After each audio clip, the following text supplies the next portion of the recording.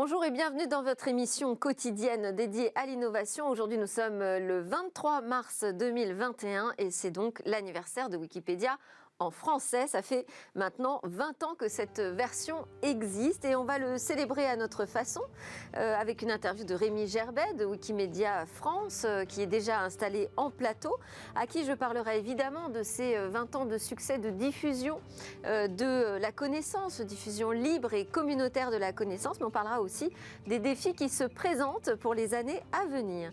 Et ensuite, au cœur de cette émission, on s'intéressera à l'anonymisation des données. Vous savez que de plus en plus de nouveaux usages sont autorisés de traitement de données, d'images, de vidéos, avec une garantie qui s'appelle l'anonymisation des données. Alors qu'est-ce que ça veut dire? Comment fonctionne ce processus? Est-ce qu'une donnée peut être vraiment anonyme? Jusqu'où? J'interrogerai un avocat, un expert de la donnée personnelle et aussi la CNIL.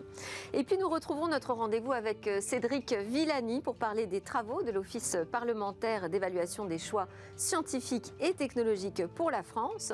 On s'intéressera aux questions que posent les modifications génomiques pour développer de nouvelles variétés de plantes.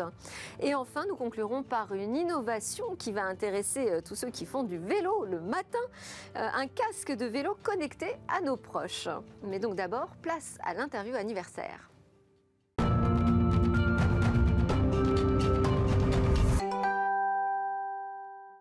Et voilà, donc on est bien le jour des 20 ans de Wikipédia en français. Alors, on avait déjà fêté les 20 ans de Wikipédia, mais c'était sa création au monde. Exactement. Et il a donc fallu quelques mois pour lancer cette version francophone. Bonjour Rémi Gerbet. Bonjour. Merci d'être là pour le célébrer avec nous. Vous êtes délégué opérationnel de Wikimedia France. C'est-à-dire que vous êtes responsable des programmes, de l'évaluation et de la coordination internationale au sein de l'association. Et c'est une association qui est agréée par le ministère de l'Éducation nationale, mais qui est dédiée à la promotion de la connaissance libre et à l'encyclopédie Wikipédia, bien entendu. Alors, on a retrouvé d'ailleurs la première page de Wikipédia France. Elle est dédiée à un scientifique, Paul Héroux. Je ne sais pas si vous vous en souvenez, Rémi. Bon, voilà. Depuis, elle a une autre version plus enrichie avec des photos et des vidéos. Comment cette encyclopédie a évolué au fil des 20 années ? Merci déjà pour l'invitation. Comme je disais, 20 ans, c'est vrai que c'est déjà très long et en même temps incroyable de voir que le projet en est arrivé là. Alors, elle s'est développée un petit peu, comme on disait, sous le format collaboratif. Au tout début, il y a eu plein de sujets qui ont été créés un petit peu à la volée, un peu à l'inspiration des personnes qui se sont dit moi aussi, je vais aller mettre ma petite pierre à l'édifice. Et puis, au fur et à mesure des années, notamment vers 2005-2006, il y a eu un tournant plus structurel quand on s'est rendu compte un petit peu de la progression phénoménale du projet. On a commencé à ajouter plus de sources, plus de références, à essayer de gagner en qualité. On avait commencé à avoir de plus de quantité, puis il a fallu aller vers plus de qualité. Ça a été le grand défi quasiment pendant entre 2010 et 2020. C'est le grand défi de la qualité. Aujourd'hui, je pense que ce défi, on l'a globalement gagné. La fiabilité de Wikipédia est quelque chose de reconnu. C'est pas un défi évident parce que c'est se professionnaliser, mais tout en restant dans cette dynamique de bénévoles. Oui, tout à fait. Donc, il a fallu que la communauté s'organise, mette en place des règles communautaires, de définir un peu qu'est-ce qui est une bonne source de qualité, cette notion de référence, d'ajout de référence. C'est là aussi que les associations comme Wikimedia France sont intervenues pour travailler avec des partenaires culturels, pour aller chercher ces sources de qualité et venir les intégrer dans l'encyclopédie. Et donc, ça a été un grand travail, effectivement, ces 10 dernières années à peu près pour gagner cette qualité, cette reconnaissance finalement du projet encyclopédique. Ouais, reconnaissance qui ne fait pas de doute. Aujourd'hui, c'est l'un des 10 sites les plus consultés au monde, Wikipédia, ce qui est absolument impressionnant. Que représente la France dans Wikipédia ? Alors la Wikipédia francophone est la 4e ou 5e plus grande version linguistique. C'est vrai. Voilà, on parle plutôt évidemment de Wikipédia francophone, 4e ou 5e version linguistique, ce qui est très important. Et c'est une des rares Wikipédia du top 10 qui est encore en progression. On constate cette stagnation de la Wikipédia anglophone en termes de participation depuis quelques années. La Wikipédia francophone continue de grandir, notamment par l'arrivée progressive de nos amis africains qui s'emparent de plus en plus du projet encyclopédique et qui viennent aussi y apporter un petit peu leur pierre. Et donc ça, on est extrêmement heureux de voir ce projet continuer de se développer. Combien de contributeurs aujourd'hui sur Wikipédia FR ?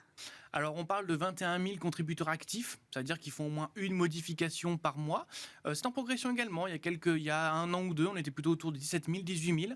Donc, ça monte tout doucement et on va continuer à agir pour pour faire monter encore ce chiffre. Bon, alors 20 ans de succès, génial, sauf qu'à l'heure d'Internet et du numérique, on peut se dire attention, on peut être gagné par la vieillesse, Oui.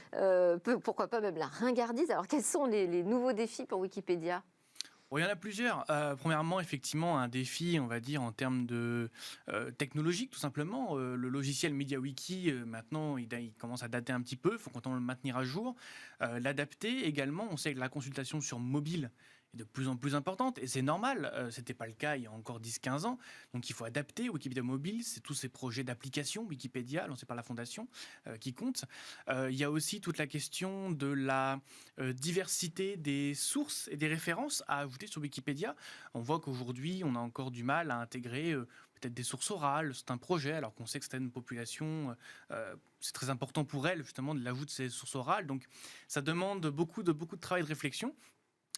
Et puis ensuite, il y a des projets comme Wikidata, donc base de données universelle, qui demande également beaucoup de développement pour se connecter à toutes les bases de données du monde. Donc il y a encore de beaux projets techniques. C'est-à-dire, oui. En fait, Wikidata, pour expliquer très succinctement, il y a quelques années, les Wikipédia linguistiques étaient toutes indépendantes. Et donc, si on voulait dire que Jean Jaurès, dans la Wikipédia francophone, on parle du même dans la Wikipédia anglophone, il fallait faire tous ces liens interlangues à la main. Aujourd'hui, Wikidata le fait plus directement à la place des contributeurs. Donc, on va connecter toutes les versions linguistiques ensemble, mais plus que ça, on va connecter ces versions-là à des bases extérieures au mouvement Wikimedia. Donc on va dire que Jean Jaurès de Wikipédia en français, c'est le même que Jean Jaurès dans la base de données des archives nationales, de la BNF, de la bibliothèque du Congrès américain, etc. Donc on connecte ces bases entre elles et on peut facilement les requêter et extraire comme ça des millions de données très rapidement grâce à Wikidata. Et alors j'ai vu aussi qu'il y avait la mise en place d'un code de conduite universel. Ouais. Pourquoi cette nécessité ? Je pense qu'un peu comme toutes les grandes plateformes du web aujourd'hui, etc., on est face à un défi de régulation un petit peu, et Wikipédia n'est pas exempte des problèmes que l'on peut des fois rencontrer sur Twitter ou sur Facebook, avec parfois des cas de harcèlement, parfois graves, etc. Et donc il est aussi du devoir de la Fondation et du mouvement de se pencher sérieusement sur ce défi-là. Parce qu'il y avait déjà quand même un code de bonne conduite, enfin en tout cas des règles à respecter. Oui, effectivement, mais elles étaient plus ou moins communautaires. C'est-à-dire que c'est un peu chaque communauté qui définissait un peu ses propres règles, ses règles de savoir-vivre, etc. Là, on essaie d'harmoniser un petit peu tout ça au mouvement mondial. Et là, aujourd'hui, on a commencé à fixer des règles communes. Et puis maintenant, on va commencer à se mettre d'accord sur des sanctions communes au niveau mondial. Voilà. Des sanctions de type impossibilité de contribuer. Exactement, qui existent déjà dans le mouvement, mais là, essayer de les harmoniser vraiment entre tous les pays, etc. Donc ça, c'est un grand défi également.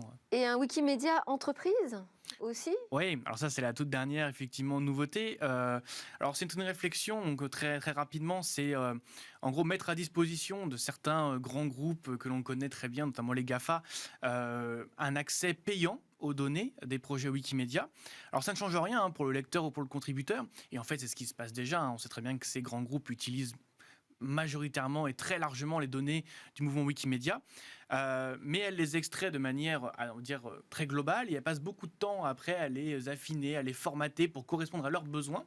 Et donc là, dans cette idée un peu de diversifier les ressources du mouvement, la Fondation Wikimedia a entrepris de créer cette filiale commerciale qui va vendre du coup un API payant avec des données préformatées et un service client à destination de ces groupes comme Google, Apple. Une nouvelle source de revenus qui sera plus certaine que simplement les dons d'ailleurs. Exactement. Merci beaucoup Rémi Gerbet, délégué opérationnel de Wikimedia France, et je vous souhaite un très joyeux anniversaire. Merci beaucoup. Et à tous les Wikipédiens également. C'est l'heure de notre talk, on va s'intéresser à l'anonymisation des données. Qu'est-ce que ça veut dire ? Est-ce que c'est une vraie garantie ?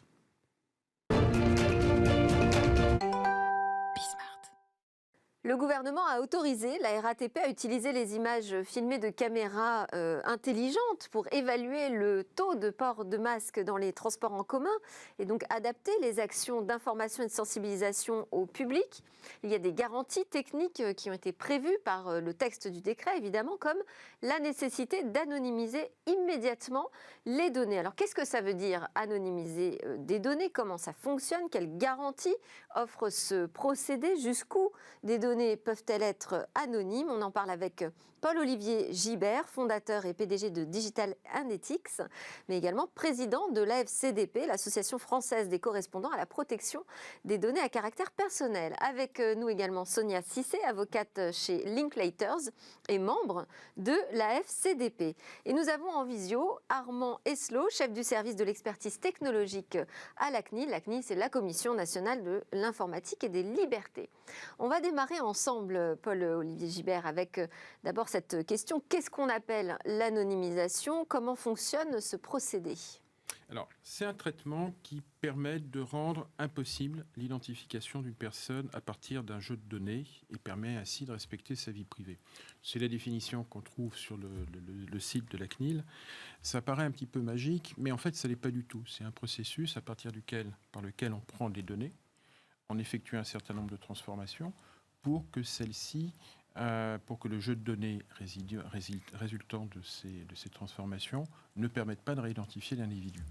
Pour reprendre le cas que vous évoquez, nous avons des caméras qui sont généralement des caméras de vidéoprotection à l'intérieur des bus, à partir desquelles on va extraire des images pour faire un traitement qui permettra de savoir quelles sont, parmi les images qui sont à l'intérieur, celles qui correspondent à un visage, et parmi celles qui correspondent à un visage, celles qui correspondent à un visage masqué. Donc voilà, c'est ce que doit faire ce traitement. L'anonymisation. Et donc, il ne doit pas chercher, là, pour ce cas précis, à identifier qui est sur cette image. Pas de reconnaissance faciale. Ce serait un détournement de finalité du traitement et donc une faute, si je me souviens bien, une faute pénale. Donc là, ça veut dire qu'il n'y a pas d'anonymisation, c'est par défaut anonyme. Alors, ce n'est pas par défaut anonyme, parce que la captation d'images dans le bus, elle, a d'autres finalités, qui sont notamment des finalités de vidéoprotection. Mais le traitement qui vise à identifier, à calculer le taux de port du masque à l'intérieur du bus est un traitement qui doit être anonyme. Et donc, effectivement, il faut récupérer des données et ne garder que celles qui permettent d'identifier un visage, de distinguer un visage, et parmi ces visages, ceux qui portent des masques. Et donc, de masquer, supprimer, généraliser, donc ces différentes techniques que l'on peut utiliser, et les autres données qui permettraient de remonter à l'individu qui est derrière cette image et ce masque. Sonia Cissé, quand on entend anonymisation, on peut penser aussi à pseudonymisation, parce qu'on fait souvent pas la différence justement, entre anonymat et pseudonymat. Là, dans ce cas-là, on est bien d'accord que ça veut dire qu'on n'identifie à aucun moment les personnes, pas même sous un pseudonyme. Alors effectivement, souvent il y a cet amalgame anonymisation, pseudonymisation. Peut-être pour rappeler, puisque l'anonymisation vient d'être expliquée, la pseudonymisation, c'est simplement le fait de donner un autre identifiant à une personne. Donc, si vous voulez, c'est une mesure de sécurité supplémentaire pour permettre en fait une difficile individualisation de l'individu. Néanmoins, ce n'est pas du tout au même niveau que l'anonymisation, puisque c'est pas suffisant. Voilà, ce n'est pas du tout suffisant. C'est simplement une mesure de sécurité.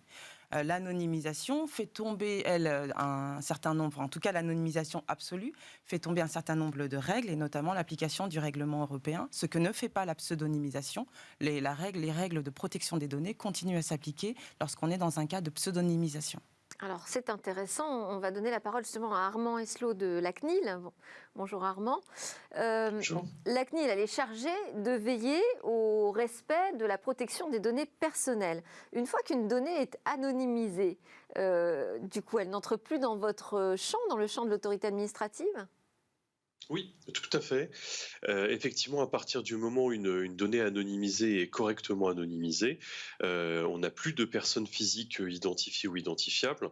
Et donc, effectivement, les données anonymes sortent complètement du champ de la réglementation, en tout cas la réglementation applicable en matière de protection des données. Et il n'y a plus aucune des obligations, on va dire des contraintes qui pèsent sur les traitements de données à caractère personnel. Toutes ces contraintes sont levées. On peut diffuser les données en question, on peut les conserver sans limitation de durée. Il n'y a plus d'obligation légale d'en assurer la sécurité. Ça permet donc de lever toutes les contraintes posées par la réglementation. Voilà, c'est quand même très confortable pour tous ceux qui travaillent sur les traitements de données, finalement, de dire je vais anonymiser comme ça, je ne suis plus sous le coup du règlement européen sur la protection des données, je ne suis plus sous la vigilance de la CNIL. Donc il faut s'assurer que ces mécanismes d'anonymisation soient vraiment fiables. Comment est-ce qu'on s'assure de cela, Armand Eslot ? Alors, déjà, la première chose qu'il faut avoir en tête, c'est que anonymiser les données, on va dire, c'est pas une opération simple, c'est pas quelque chose de transparent. C'est-à-dire que lorsqu'on va anonymiser des données, on va aller détruire une partie de l'information.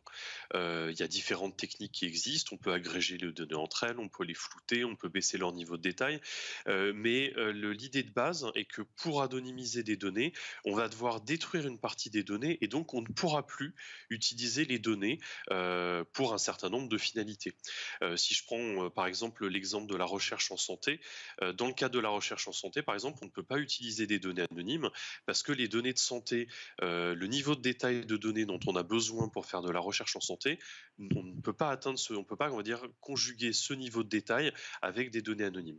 Donc quelque part, l'anonymisation, effectivement, on a l'impression que c'est un peu la voie royale pour entre guillemets se débarrasser de la réglementation, mais en pratique, c'est pas aussi simple que ça. Si dans beaucoup de cas de figure, si on anonymise réellement les données, on a des données qu'on ne peut plus exploiter, qui ne sont plus suffisamment détaillées, et donc du coup, ça veut dire que dans certains cas, ça ne va pas fonctionner, et donc on va devoir se contenter de données pseudonymes, qui, comme ça a été dit, restent dans le champ du règlement européen.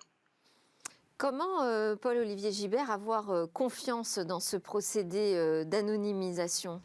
Alors, la première chose à comprendre, c'est que le procédé d'anonymisation, c'est un procédé technique. Ça demande du travail, ça demande de la réflexion, ça fait appel à des mathématiques.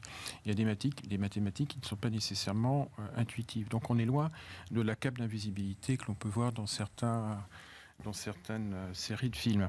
En fait, ce qui est important et ce qui est intéressant... Alors, on surveille ces procédés, on vérifie qu'ils sont conformes justement à ce qu'on appelle une véritable anonymisation ? Alors, il faut s'entendre aussi parce qu'on a ce qu'on appelle une véritable anonymisation. Oui. C'est-à-dire qu'on peut faire une anonymisation pour rendre les choses anonymes, et ça, c'est extrêmement facile, on détruit tout.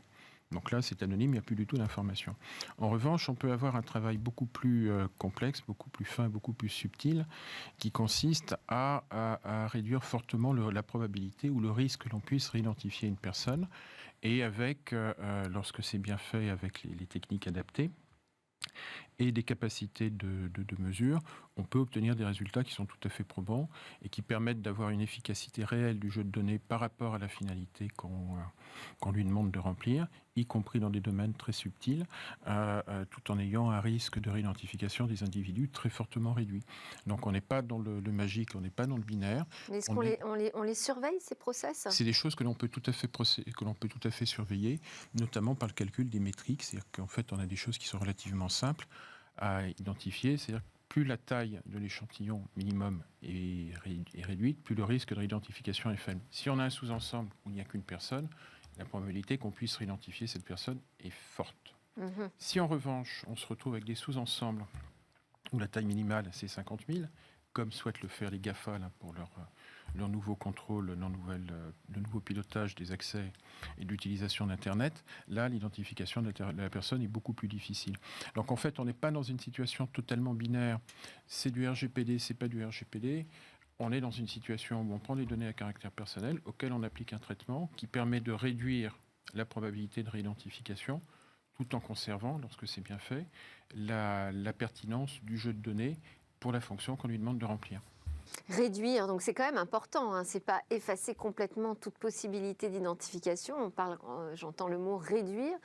Juridiquement, ça pose des problèmes, ces processus d'anonymisation, parce que derrière, on n'a plus aucun recours, non ?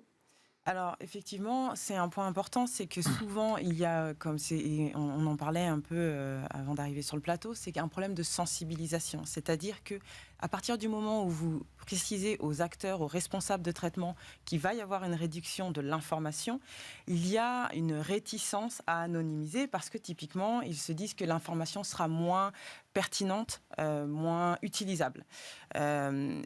Il est quand même important de distinguer l'anonymisation et de se dire qu'il y a 3 critères importants juridiquement.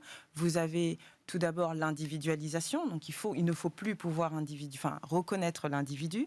Vous avez la corrélation, c'est-à-dire qu'il ne faut pas que les données puissent donner l'impression, en tout cas être réconciliées avec d'autres informations qui vous permettent encore une fois d'individualiser une personne. C'est-à-dire de pouvoir faire des recoupements, de dire finalement cette personne on l'a croisée à tel endroit et on connaît aussi l'adresse des personnes qui montent dans ce bus. Exactement. Tout un tas de facteurs qui font qu'on va réussir à identifier à nouveau les personnes. C'est ça.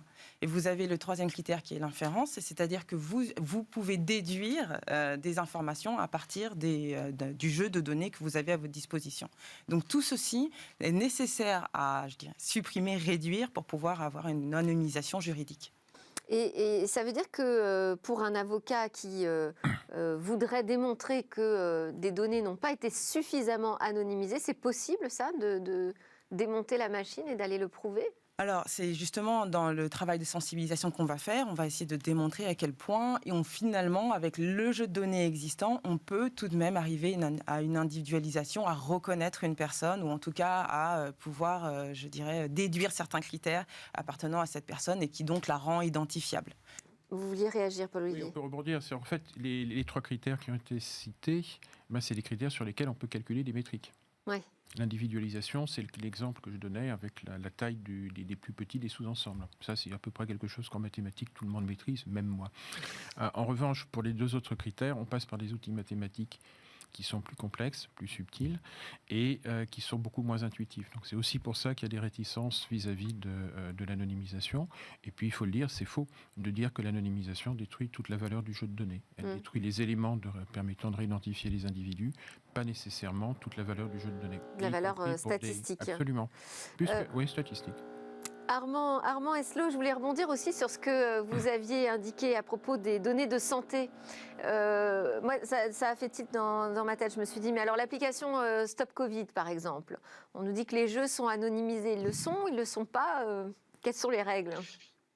Alors, typiquement, effectivement, l'application Stop Covid, les données ne sont pas absolument anonymisées. On va dire, au niveau de la terminologie, on parle parfois d'une question d'anonymisation d'usage, c'est-à-dire que en pratique, tout se passe comme si les données étaient anonymisées, mais derrière, en réalité, les données vont être souvent pseudonymisées. Dans le cas de l'application Stop Covid, ou Tous Anti-Covid, c'est typiquement le cas, c'est-à-dire qu'il y a effectivement des identifiants des personnes physiques qui sont utilisés pour le fonctionnement de l'application, qui sont renouvelés régulièrement. Stricto sensu, les données ne sont pas anonymes, puisque l'objectif même de l'application est bien de vous prévenir quand vous avez été exposé à une personne qui a été diagnostiquée positive. Donc pour vous prévenir de ce risque d'exposition, il faut être capable de vous toucher, de vous retrouver dans un jeu de données et de vous informer. Et donc, pour faire ça, on ne peut le faire qu'avec des données à caractère personnel, donc en espèce des données qui sont pseudonymes, c'est-à-dire que l'application n'a pas besoin pour fonctionner de votre nom, de votre prénom, de votre numéro de téléphone. Il y a un certain nombre d'identifiants temporaires avec des durées de validité différentes qui sont générées. Et donc, du coup, c'est pour ça que ça constitue bien un traitement de données à caractère personnel et que donc la CNIL s'est prononcée à plusieurs reprises sur cette application. D'accord, donc c'est plutôt une pseudonymisation. Je vais réussir à le dire, c'est difficile pour moi. Alors, la CNIL a rappelé quand même que cette anonymisation, elle était une garantie, c'est le terme qui était employé, une garantie essentielle dans le cadre de certains usages, notamment le recours aux drones et aux images de vidéosurveillance. Mais est-ce qu'il y a comme ça des usages où, selon vous, il faut absolument garantir cet anonymat des données ? Alors, ça c'est une question assez complexe, et la CNIL se prononce au cas par cas sur des finalités précises. Ce qui est important de garder en tête, c'est que l'anonymisation, effectivement, ça peut être dans certains cas une garantie très très forte, surtout quand elle est prévue par un texte. C'est-à-dire que lorsqu'un texte prévoit que dans certaines circonstances, typiquement tout à l'heure on parlait des mesures de port de masque dans les transports en commun, ce qu'on a dit également dans le cadre de l'avis sur le projet de loi sur la sécurité globale, c'est que pour certaines finalités d'usage des drones, par exemple la modélisation des flux routiers par exemple, donc dans ces contextes-là, l'anonymisation est une garantie très très forte et une garantie, on va dire, qui devient nécessaire dans la mesure où la finalité qui est poursuivie est compatible avec le traitement de données qui sont anonymes. Et donc dans ce type de contexte-là, effectivement, on va considérer qu'il faut que les données soient anonymes, et le fait qu'un texte législatif le prévoit, ça permet de donner une assise derrière pour que la CNIL s'assure que c'est effectivement correctement réalisé. Paul-Olivier, vous vouliez également Oui, réagir sur les données de santé? Je pense que l'exemple est excellent, c'est-à-dire qu'on a deux choses qui sont liées au Covid. La première, c'est Sur l'appli Tous Anti-Covid? Oui, c'est Tous Ouais. Anti-Covid, j'ai pas tout suivi. Oui, c'est la nouvelle excusez-moi. version. Je dois avoir l'esprit trop lent. Donc, sur Tous Anti-Covid, une des finalités, c'est de pouvoir recontacter les personnes individuellement. Donc, intellectuellement, même, on sent très bien que l'anonymisation ne pourra pas fonctionner. Parce qu'à un moment ou à un autre, il faut pouvoir revenir vers l'individu. Alors, on peut prendre des filtres pour éviter qu'on donne son nom et son adresse. En revanche, pour une application dont l'objectif statistique est de calculer le pourcentage ou le nombre de personnes masquées à un instant T dans un bus ou dans une gare, on ne voit pas à quel moment le fait de ne pas pouvoir réidentifier l'individu ou isoler l'individu serait bloquant pour la réalisation de cette finalité. Et donc, on a beaucoup plus d'outils ou de cas d'usage qui correspondent à celui-là. Et ça, c'est une vraie recommandation aujourd'hui, d'augmenter le nombre de traitements anonymisés des données. Est-ce qu'il y a des règles quand même qui s'imposent, des règles juridiques à ces fichiers de données anonymes? Ah, c'est intéressant. Alors effectivement, à partir du moment où ce n'est plus une donnée à caractère personnel, donc qui identifie ou qui rend... Donc j'ai plus le droit de rectification, j'ai plus le droit d'accès à cette donnée? Non, puisque ce n'est pas une donnée qui vous identifie, donc ce n'est pas une donnée à caractère personnel. Donc comme on le disait... Alors qu'est-ce qui reste comme règle? Qu'est-ce qu'on peut mettre comme limite juridique sur ces fichiers? Vous savez quand même, ça reste une donnée, donc elle est couverte par tout simplement tous les textes qui traitent, qui visent à couvrir les traitements de données qui ne sont pas des données à caractère personnel. Je pense typiquement au règlement, par exemple, e-privacy qui va bientôt paraître. Donc vous avez vous avez d'autres textes. Par exemple, la durée de conservation des données du fichier? Alors vous n'avez plus de règles précises sur la durée de conservation du fichier, non plus, puisque ce n'est plus une donnée à caractère personnel. Alors qu'est-ce qu'il reste comme règle? Il y a aussi une question, c'est à partir du moment où la donnée est anonymisée, elle prend une vie autonome par rapport à l'individu qui a contribué à sa constitution. Donc ensuite, qu'il y ait des droits sur j'ai contribué à produire telle information par le biais des données que j'ai amené à constituer, oui, ça c'est une question. Mais si ça se détache totalement de vous, il n'y a aucune raison que les règles qui s'appliquent et qui sont destinées à garantir pas tout à fait une propriété, mais un droit sur les données qui nous sont liées, disparaît. Mais quel serait le préjudice pour vous de ne pas avoir un droit de regard ou un droit de suppression sur l'image numérique de votre visage, dont tous les liens avec votre visage ont été supprimés pour savoir que vous portiez un masque ou non dans le 38? J'ignore quel est le préjudice, mais simplement, ça m'interroge quand j'entends que toutes les règles liées à la protection des données tombent. Voilà, je me dis, bon... Oui, mais il faut le voir, je pense, dans un ensemble, c'est-à-dire vous dire que vous n'êtes plus identifiable. Ce n'est pas vous, en fait. Il n'y a aucune... Normalement, si l'anonymisation est encore une fois bien faite, il n'y a aucune information. C'est ça, c'est tout ce procédé qu'il est important de vérifier et d'avoir une garantie sur sa fiabilité. Oui. Parce qu'on a quand même vu quelques études paraître qui ont démontré qu'à partir de différents fichiers, on arrivait avec des contextes justement à nouveau identifier des personnes de manière très précise. Donc là, qu'est-ce qui se passe? Comment on fait pour vérifier que ce genre de choses n'arrive pas? Je vais redonner la parole à Armand Eslot. Parce que la CNIL a un pouvoir de contrôle et de sanction, est-ce qu'il y a déjà eu des sanctions pour des fichiers mal anonymisés? Tout à fait, effectivement, notamment sous l'angle de la durée de conservation, c'est-à-dire que les données à caractère personnel doivent avoir une durée de conservation limitée. Pour les conserver plus longtemps, effectivement, les entreprises peuvent chercher à soit à les supprimer, dans ce cas-là, elles ne les conservent plus, ou bien à les anonymiser pour pouvoir les conserver et en continuer à en faire quelque chose. Et effectivement, ça arrive couramment ça arrive qu'on considère que des données que l'entreprise pensait être anonymes ne le sont en fait pas, et donc du coup il faut leur appliquer la réglementation et donc définir une durée et les supprimer le cas échéant.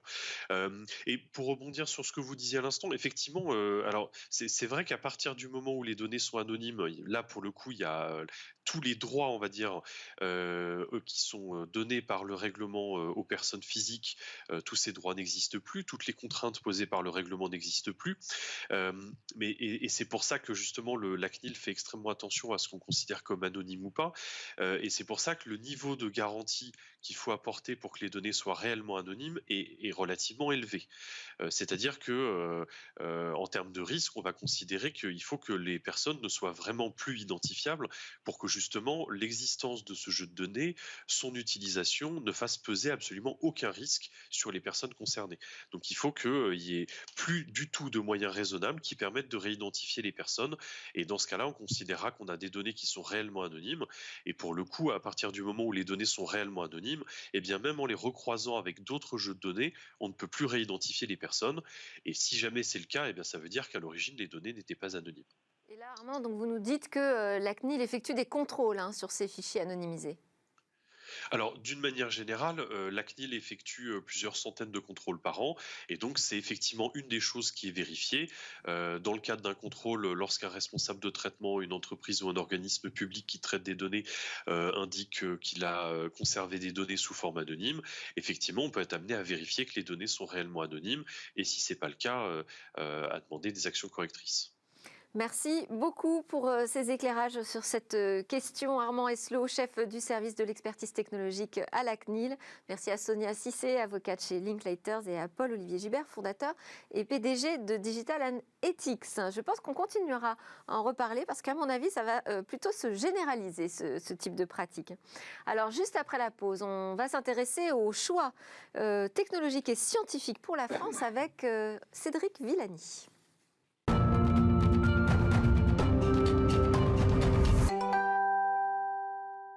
Nous sommes de retour sur le plateau de Smartech pour notre rendez-vous avec Cédric Villani, député de l'Essonne et président de l'OPEX, qui partage avec nous chaque mois dans Smartech quelques-uns des sujets sur lesquels travaille l'Office parlementaire d'évaluation des choix scientifiques et technologiques. Bonjour Cédric Villani. Bonjour Delphine Sabatier. Alors l'OPEX a organisé tout récemment une audition publique sur les nouvelles techniques de sélection végétale. On peut aussi parler de techniques d'amélioration des plantes. Ça fait référence à des modifications génomiques pour développer de nouvelles variétés. D'abord, quelles questions posent ces techniques? Pourquoi l'OPEX a été saisi de ce sujet? Écoutez, d'abord, on sait que les organismes génétiquement modifiés, en particulier les plantes génétiquement modifiées, c'est un sujet chaud. Et c'est un sujet de fort débat public, scientifique, agricole, depuis peut-être 25 ans. Maintenant arrivent de nouvelles technologies, de nouvelles façons d'opérer ces modifications génétiques. Ça fait quelques années, il y a le développement de ces techniques très médiatisées comme CRISPR-Cas9. Il y a eu le prix Nobel d'Emmanuel Charpentier et de Jennifer Doudna. Donc il y a toute la palette des possibilités de modification génomique qui s'est enrichie au cours de ces dernières années. Il était normal que l'OPEX se penche là-dessus. Je dois dire que c'était un sujet que j'avais aussi vu dans une vie antérieure au Conseil scientifique de la Commission européenne. C'était un sujet qui avait été abordé en 2017 par le Conseil scientifique et où, je dirais, il y a un principe démocratique important. Les évolutions technologiques, le débat démocratique doit en tenir compte et se mettre à jour. Quel est le principal intérêt de ces techniques ?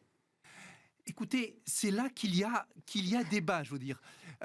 Si on essaye de résumer d'abord les situations, les conditions dans lesquelles s'est effectuée cette table ronde du 18 mars, je vais vous planter un peu le décor. Ouais. D'abord pour vous dire que ça a été une audition qui a été compliquée à organiser. On avait deux rapporteurs qui ne sont pas sur la même ligne, je dirais, sur ces organismes génétiquement modifiés, mais ça fait partie du jeu démocratique que précisément mettre ensemble, faire dialoguer ensemble, en dialectique justement, des options politiques différentes. Il y avait la sénatrice Catherine Procaccia, il y avait le député Loïc Prudhomme, respectivement du groupe Les Républicains et du groupe La France Insoumise. Et ils ont travaillé déjà à faire le casting. J'étais là prêt à arbitrer s'il y avait lieu, mais ils ont réussi à résoudre toutes leurs discussions, toutes leurs difficultés avant que j'ai besoin d'intervenir.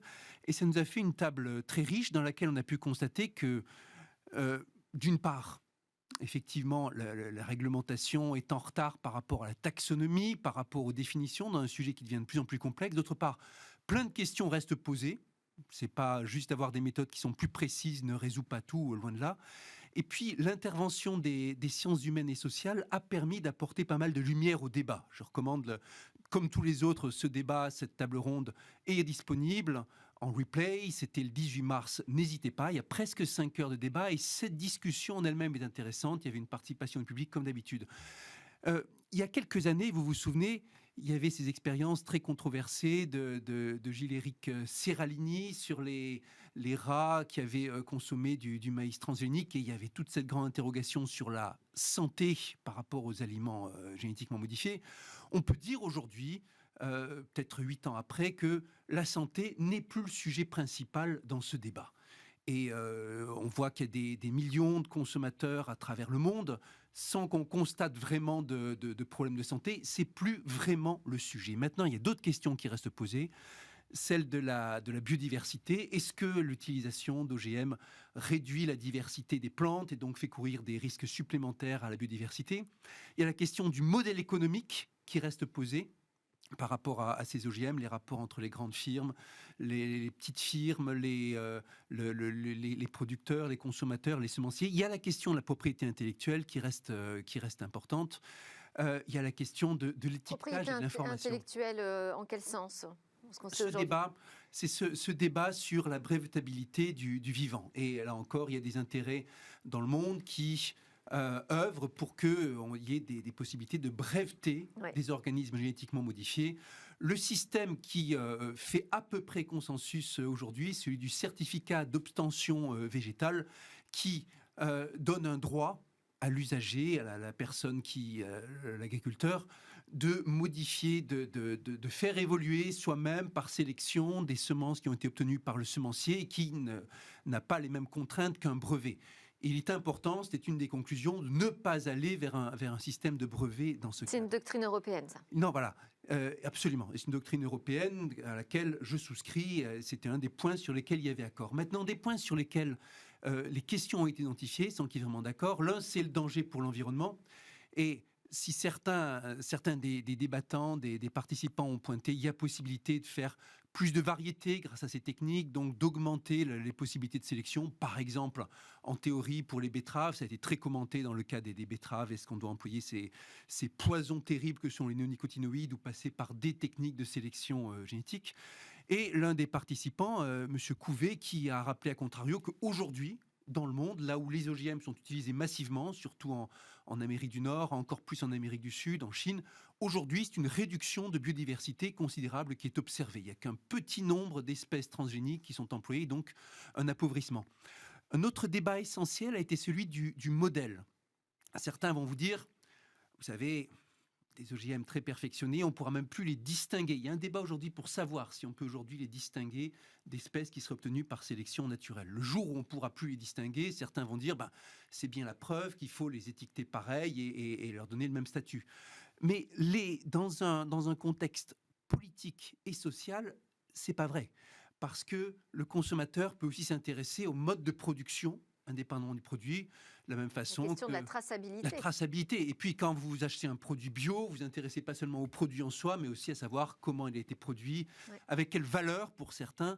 Donc, la question des valeurs économiques, la question de la chaîne du modèle de production demande aussi intérêt. Et là, il y a aussi consensus sur le fait que, quelle que soit la solution qui soit retenue, à la fin, il faut étiquetage sincère, traçabilité de la méthode.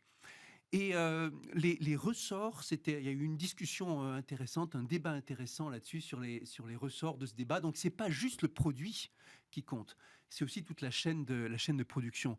Maintenant, au niveau économique, la question que vous posiez tout à l'heure, quelles sont les applications?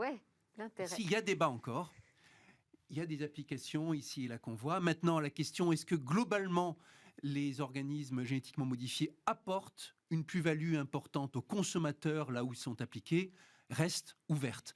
Aux producteurs, oui, on voit dans certains cas les bénéfices. Aux consommateurs, ça reste à voir et ça reste en particulier à démontrer. Certains intervenants en sciences humaines et sociales, M. Bois par exemple, l'ont bien exposé. Et tant que ce débat-là n'est pas résolu, le problème, il y a des questions qui restent importantes. Un sujet. On va devoir s'arrêter là, mais juste parce que vous avez 5 heures d'audition, sinon je ne vais pas pouvoir vous arrêter. Sujet passionnant en tout cas, qui mélange, comme vous le voyez, des questions scientifiques, économiques. Absolument. Sociales. Dernier point sur lequel on doit pouvoir être mûr pour s'entendre, quand même, aussi bien entre les scientifiques, les gens de l'INRAE, les gens de la Confédération paysanne, c'est, bon sang, définir des protocoles d'expérience, sans remettre en cause les questions économiques. C'est là où questions peut laboratoires. intervenir l'OPEX sur ces questions de protocoles scientifiques et de choix, pas seulement technologiques d'ailleurs, mais aussi éthiques et sociétaux. Absolument. Merci beaucoup Cédric Villani. Vous revenez donc dans un mois pour nous parler de nouveaux travaux de l'Office parlementaire. À suivre, on termine par l'innovation dans Smartech et là ce sera un casque de vélo connecté à nos proches.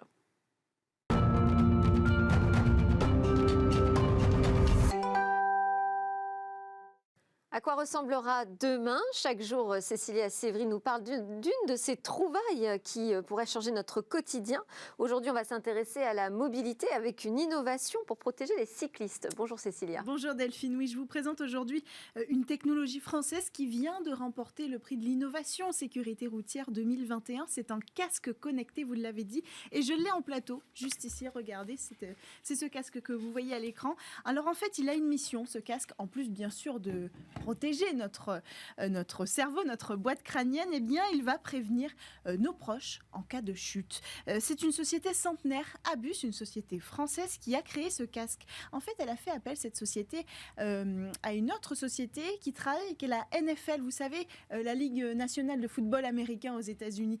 C'est un sport dans lequel il y a des chocs inouïs et à l'intérieur des casques des joueurs, il y a des capteurs pour mesurer l'intensité de ces chocs. Et bien ici, c'est le même principe. On a mis à l'intérieur du casque, jusqu'ici, regardez, un capteur. À l'intérieur de ce dispositif, il y a 5 capteurs de choc qui vont enregistrer, identifier la chute au moment où elle va arriver. Et alors, pas de problème si vous êtes plutôt du genre à faire des très longues balades au bord des routes, parce que il faut le recharger, bien sûr, ce dispositif, mais en fait, il se met en veille dès qu'il n'y a pas de chute, de choc, donc ça peut durer jusqu'à 30 jours. Et une fois le choc arrivé, que se passe-t-il ? Alors, le dispositif, il envoie par Bluetooth un signal à notre téléphone portable parce qu'il y a une application à télécharger sur notre téléphone qui est compatible avec iOS et Android. Sur ce téléphone, il faut que quand on s'inscrit, on met plusieurs informations capitales. Notre identité, notre groupe sanguin et surtout les personnes à contacter. Parce que c'est important de le préciser, ce n'est pas le téléphone qui va appeler les secours. Le téléphone va prévenir par signal les personnes à contacter et ce sont elles ensuite qui devront vérifier qu'on va bien et appeler les secours à notre place. Pour ça, elles auront notre géolocalisation. Donc nos proches reçoivent une notification ? Exactement. Alors pour ça, par contre, il faut que le casque et le téléphone soient tombés en même temps, simultanément. Ça évite les erreurs, tout simplement. Il arrive qu'on pose très brutalement le casque ou qu'on le fasse tomber. Là, de toute façon, dans la chute, il va tomber avec nous, qu'il soit dans le sac à dos, sur le bras, sur le vélo. Il vaut mieux qu'il soit sur la tête. Il vaut mieux le casque, mais le téléphone, il sera avec nous. Le téléphone, pardon. Okay. Et donc, une fois que les deux enregistrent la chute, là, on envoie un message d'alerte à nos proches qui ensuite pourront appeler. Mais c'est pas fini. Il y a une autre fonctionnalité intéressante dans ce casque. Si on fait du vélo le soir et qu'on se sent en danger, qu'on se sent suivi, par exemple, on peut appuyer 4 fois comme ça sur le casque. Il n'a pas besoin qu'il y ait de simultanéité avec le téléphone ou quoi que ce soit. On appuie 4 fois sur le casque et il envoie automatiquement un message d'alerte à nos amis avec la géolocalisation en direct tout le long de notre trajet pour vérifier que tout va bien. Merci beaucoup Cécilia Sévry. Merci à tous de nous avoir suivis, à suivre le Lab où pitch les entreprises du numérique. Et moi je vous dis à demain pour de nouvelles discussions sur la tech.